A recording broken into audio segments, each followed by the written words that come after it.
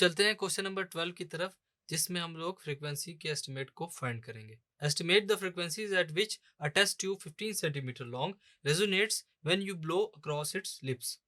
Find करते हैं। Given data है हमारे पास, length of the tube which is L equal to 15 centimetre which gives 0.15 metre. Centimetre से इसको मीटर्स में चेंज किया।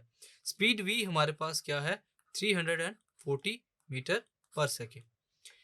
फाइंड हम लोगों ने क्या करना है, frequencies F1, F2, F3 up to so on Fn।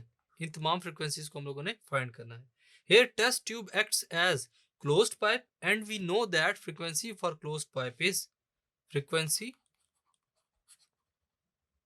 for closed pipe is Fn will be equal to V over 4L। इसको इक्वेशन 1 कह देते हैं, where n is equal to 1, 2, 3 up to so on n। So frequency of first harmonic will be given by putting n is equal to 1।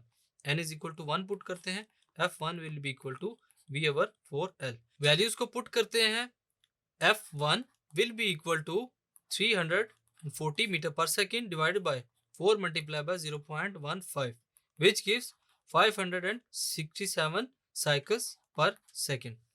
So F1 will be equal to 567 hertz। Now second harmonic is given by, second harmonic क्या होगा, F2 which is equal to 3F1 which is equal to 3 multiplied by 567 hertz। F2 will be equal to 1701 hertz। ये है harmonic second के लिए frequency F2। For third harmonic F3 will be equal to 5F1 which is equal to 5 multiplied by 567 hertz।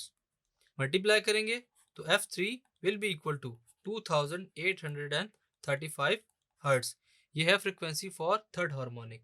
If we keep on calculating then nth harmonic will be, nth harmonic क्या होगा हमारे पास, Fn will be equal to 2n minus 1 into F1 which is equal to 2n minus 1 multiply by 567 hertz।